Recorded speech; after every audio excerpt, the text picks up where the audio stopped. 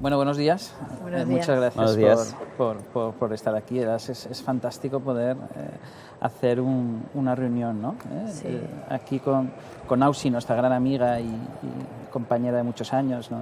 Y ahora en la junta directiva de la SEN, ¿no? Que al final hace que el trasplante tenga un papel mucho más de nefrólogo, ¿no? Y por no decir Jordi, ¿no? Mi amigo, un poco un referente del trasplante hepático, ya de futuro, presente, pasado, ya no sé de qué podemos hablar, no teniendo yo. Bueno, no tanto. Y un poco en este sentido, pues bueno, el tema del COVID al final, ¿os acordáis? Es el que nos ha traído de cabeza, ¿no? Sí, totalmente. Cuando hace 2 años y pico, ¿no? Yo no sé ni cuándo empezaron todo esto y quién iba a decir de... Parece que no existía la etapa no pre-COVID, existía, parece que ya no existe. Yo me acuerdo, porque claro, yo me infecté con el primer trasplantado del hospital, que lo atendí, el tonto que está en el hospital de día, pues lo atendí, me mandó para casa, me acuerdo que me mandaste un mensaje. Sí, porque me enteré. Porque enseguida al día. Sí. Y luego dijo que bien, 14 días aquí tranquilo y cuando, Sí. cuando salí del confinamiento la cosa era muy diferente, ¿no? Y vosotros habéis participado un poco en un poco cómo se registran todos estos casos, ¿no? La dificultad. ¿Qué os parece? Porque claro, al final creéis que los casos se han ido documentando bien. Es un poco... Yo creo que el problema principal fue al principio, porque claro, había muchas incógnitas, no sabíamos bien, o sea, asumíamos que iba a ser peor en los trasplantados, no estábamos seguros, en los renales empezasteis a tener muchas muertes y había ¿no? Mucho miedo. Y yo creo que precisamente los registros que se empezaron a hacer de forma precoz por investigadores y sociedades, estábamos todos, ¿no? como muy motivados, y nosotros en la SETH pudimos recoger, de hecho, 150 pacientes prácticamente en un mes, y a principios de mayo del 2020 ya teníamos todos los datos, ya habíamos definido ciertos factores de riesgo, y esto nos daba mucha tranquilidad a la hora de empezar a manejarnos, ¿no? Porque tratamientos no había, pero al menos podíamos definir bien el paciente en riesgo. Porque fue una de las experiencias que parece que era que todos trabajamos en red, ¿no? En principio fue todo el interés a intentar ser el primero en publicar, yo creo que esto pasó, pero llegó un momento en que enseguida todos a compartir los datos, las sociedades, ¿no? Sí, a empezar mira, a hacer las vuestras. El registro de la SEN, fíjate, empezó el 18 de marzo del 2020, o sea, prácticamente como 2 semanas después del primer caso. No sé si el primer caso que está registrado es vuestro, creo que fue el 28 de febrero, me acuerdo, porque como he analizado muchas veces la base, ahora que miré ayer los datos, hay más de 8.000 pacientes en tratamiento renal sustitutivo, porque el registro es de todo el tratamiento renal sustitutivo, o sea, diálisis y trasplantes recogidos, de los que casi el 50% son trasplantados. Entonces, a lo largo de estos meses, pues hemos podido hacer distintos subanálisis, pero 3 análisis potentes que se han publicado en AJT en Transplantation. El primero con la primera ola, el segundo con la comparación de la primera y de la segunda ola, y el tercero fue el impacto ya con los pacientes con 2 dosis de vacuna. Bueno, pues en los 3 la tasa de mortalidad ha sido la misma, en torno al 20%.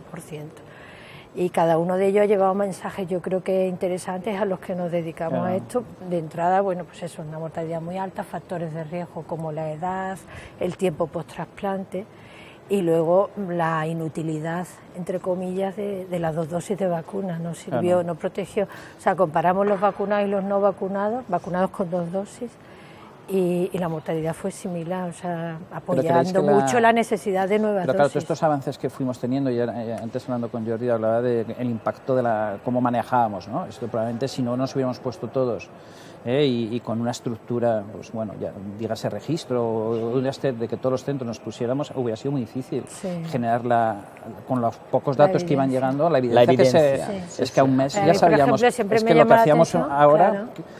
poco difiere de lo que hacíamos un par de meses después de la pandemia. Cuando te preguntan, ¿no?, por qué el trasplante renal peor, a mí me llamaba la atención pues que el hepático era mucho mejor que los nuestros. Yo creo que tiene que ver mucho con la inmunosupresión. Exactamente, o sea, ¿no? Aparte, evidentemente, de los factores generales que afectan a la población general, edad y tal, pero ¿por qué van mucho mejor? Yo decía, ¿cómo es posible esto si yo... Ya te digo, un análisis, otro, con una N tremenda. Sí, ¿no? pero si te das cuenta, tú mismo lo decías, ¿no? La mortalidad se ha ido repitiendo, pero el manejo de la inmunosupresión ha sido muy diferente, porque lo que hacíamos en la primera hora muchas veces es que lo quitábamos todo.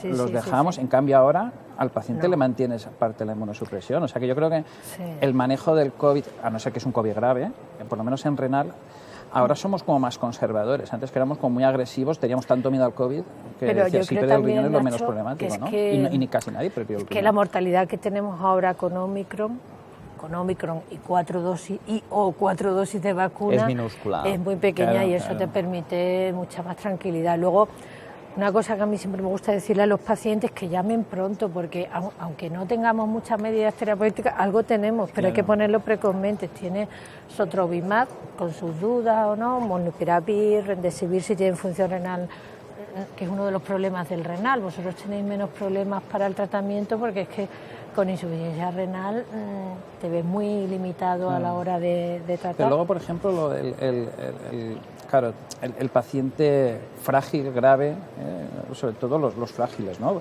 Claro, los de hígado, unos pacientes que ya de por sí eran pacientes frágiles, ¿no? Pero en cambio renal, quizás la fragilidad tampoco a lo mejor ellos la tienen más, Es que más trabajada. yo creo que la percepción que tenemos desde hígado con nuestros estudios respecto a los vuestros es que el perfil de paciente es diferente. Aunque sean trasplantados, no tienen nada que tiene ver. que ver. Entonces, un paciente trasplantado hepático, aparte que va con menos inmunosupresión, no tiene la comorbilidad cardiovascular, que es la que es el factor de riesgo de muerte en la población También, sí, general, totalmente y de en el acuerdo. trasplantado se multiplica Sí. por Sí, sí, mucho, sí. por N. Sí. Los nuestros tienen un perfil también cardiovascular peor que la población general, pero no es tan dramático y no llevan triple inmunosupresión, porque además el micofenolato se ha demostrado que juega un papel fundamentalmente con la cepa inicial y la delta, juega un papel muy deleterio, porque si no estaban vacunados, esta gente se iban con dosis altas, era un efecto dosis dependiente, igual que con las vacunas, en cuanto a no respuesta. Tenía un efecto fatal Sí. en cuanto a la mortalidad. Y yo creo que esto es uno de los grandes mensajes, que hay pocas variables que podamos modificar para disminuir la mortalidad, Vale. salvo evitar la infección. Claro, a nuestros pacientes. pero nosotros Claro. sí Y que- vacunarlos. O sea, claro. no había tratamientos en toda aquella época Exactamente. que fueran Mira, potentes. lo que dice ese micofenolato, en los datos del registro, al principio no se encontraba una clara relación, pero en cuanto ha ido subiendo la N, sí se ha visto el efecto en vida real, como llamamos ahora, ¿no? En supervivencia de los pacientes, que es uno de los factores de riesgo que saltan en los últimos análisis cuando la N ha aumentado mucho, ¿no? Sí, pero la sensación es que... Claro, Y luego todos- la ¿Pero edad. qué lleva micofenolato? También pensad, en nuestro caso llevan micofenolato habitualmente los que no toleran tanto tacro porque tienen mucha comorbilidad cardiovascular. O sea, se acaban Puede ser. los Sí, adultos... Pero yo pero creo en que eso renal- en renales en son renales raros. o no. Nosotros es Es que curioso. en renal es muy habitual la triple terapia. Pero que me mucho, refiero que mucho. se juntan dos cosas, Sí. ¿sabes? O sea, son dos covariables que se agregan. Pero fíjate, es una cosa curiosa porque claro, nosotros todos los ponemos a todos tacro, o sea, no somos como nosotros, todos tacro, y luego lo que juegas es con micofenolato o el emetor, ¿no? Entonces al principio el emetor, como era la afectación pulmonar, los quitamos y luego de repente aparece el magnífico Oriol y te saca un trabajo y te dice que el emetor puede ser incluso beneficioso, ¿no? Entonces sí que hay cosas, pero claro, a mí lo que me preocupa es... Podemos hacer mucho más versión, pero el problema es que el que se muere el paciente, afortunadamente, son gente que están cascados. Sí. Son gente que tienen unas Sí. comorbilidades y además que al principio verás que esta persona con un suspiro le pasa lo mismo, ¿no? Pero luego miras esa persona y la tienes tratado como un tío que está impecable, ¿no? Y entonces decir, ¿cómo podemos valorar con el COVID? ¿Cómo te planteas? Porque este paciente lo tengo con esto. Si es un paciente que, vale, le ha pasado con el COVID, pero pilla la gripe A o pilla otra cosa y tampoco, a lo mejor no había sido tan catastrófico al principio, pero ahora, que siguen teniendo pacientes, digo, ¿por qué siguen manteniendo esos pacientes tan... Sí, sí. Nosotros Nosotros... Pero luego tan frágil, no solo la evolución con el COVID, sino la respuesta a las vacunas, que Sí. tenemos que plantearnos, porque hay un grupo de pacientes que sigue sin responder a la vacuna, no vamos a estar indefinidamente poniéndole dosis de vacuna. Y es verdad que ahora estamos como más tranquilos, ¿no? Porque esta cepa es otra historia, pero nadie quita que podamos tener alguna variante nueva que empiece a dar ¿Y qué problemas, esperáis que ¿no? nos va a dar ahora, en plan de futuro? el COVID, qué hemos aprendido y qué podemos hacer en el futuro, ¿no? Bueno, futuro o presente, ¿no? Porque yo creo que todos tenemos la idea de que el COVID se está regularizando. Sí. ¿No? Pero... Por lo menos dentro de nuestra actividad, ¿no? Sí. Y al final ya cada vez lo vemos como algo, una enfermedad más, ¿no? Sí. Y además que, como no sé si os pasa a vosotros, pero nosotros en el hospital los compañeros de interna infecciones, si el paciente es trasplantado, desaparecen. Y tienes tú que llevar el COVID. O sea, sí, sí, totalmente. Pero claro, ¿qué impacto puede tener en el trasplante? ¿Todo lo que hemos aprendido o lo que podemos encontrarnos? Nos podemos encontrar otra ola parecida. Porque... yo creo que el COVID ha tenido, evidentemente, todo malo, pero hemos aprendido también algunas cosas buenas.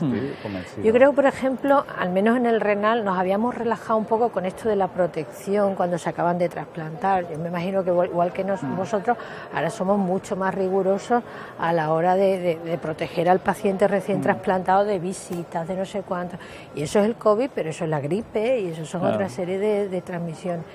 Hemos aprendido, por ejemplo, la importancia de la vacunación. Yo creo que los pacientes, al igual que la vacunación frente al COVID, se ha aumentado, por lo menos en mi experiencia, enormemente la tasa de vacunación frente a la gripe, ¿no? Me imagino que igual os ha pasado, ¿no? Hemos aprendido, yo también creo, a organizar las consultas de forma distinta, ¿no? O sea, antes, y eso ha evitado pues aglomeraciones en las salas de espera, todo eso yo creo que ha llegado para quedarse, ¿no? O sea, no tiene sentido, a vosotros pasa igual, nosotros tenemos pacientes muy desplazados de 200 kilómetros, no tiene sentido que un paciente estable tenga que estar viniendo a... O sea, yo creo que en ese sentido hay cosas del COVID que se van a quedar. Le hacemos venir a hacerse analíticas. No, bueno, depende de los sitios. A nosotros nos pasa. Nosotros hemos conseguido... Porque los niveles de inmunosupresión... se puede hacer en la pero analítica? En vez de venir el paciente, viene la muestra, que es lo que hemos conseguido nosotros. En los centros de salud de cada área de la provincia de Cádiz tiene 1.300.000 habitantes, pero muy desperdigados, ¿no? Muy... Es la capital donde estoy yo está en un extremo y entonces hemos conseguido cosas que me ha sido imposible durante no sé cuántos mil años. De pronto con el COVID hemos conseguido que los centros de salud saquen la analítica y manden la muestra al laboratorio. Entonces, claro, eso para el paciente ha sido, se saca la analítica pues 3 o 4 días antes, no más.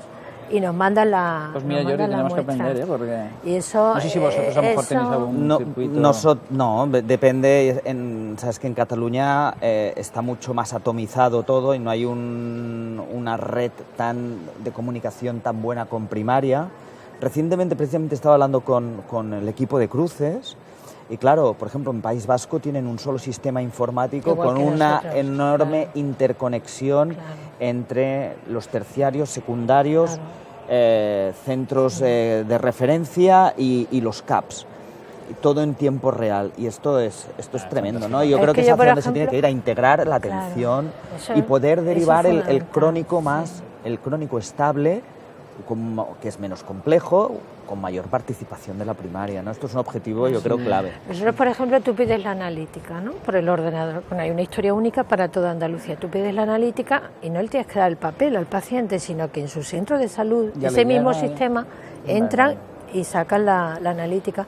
Una analítica, además, como digo yo, para no pensar, para que no haya problemas si tengo que sacar un ECTA o un gelosa, sino que te viene lo que le has pedido y el número de tubos de orina, el tipo de tubo. Entonces, eso ha facilitado.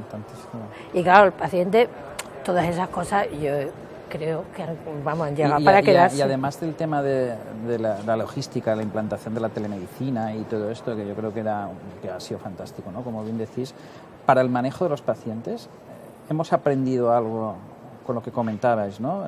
De estos pacientes. ¿Hemos aprendido algo o seguimos haciendo lo mismo que antes del COVID? Yo creo que con el COVID hemos aprendido de inmunología, hemos aprendido de medicina, medicina en general, de inmunosupresión. O sea, se nos han aclarado en la vida real y a fuerza de golpes, ¿no? una serie de conceptos en el, ¿no? de cómo, los riesgos que tienen los pacientes. Algo que a veces, ¿no? Nosotros miramos mucho el injerto, ¿no? Y que el injerto vaya bien, que todo vaya bien, pero yo creo que hemos aprendido muchas cosas marginales de identificar al paciente que dices más de 70 factores de riesgo. Una cosa es el injerto, pero otra cosa es... ¿Pero ese conocimiento lo estamos aplicando?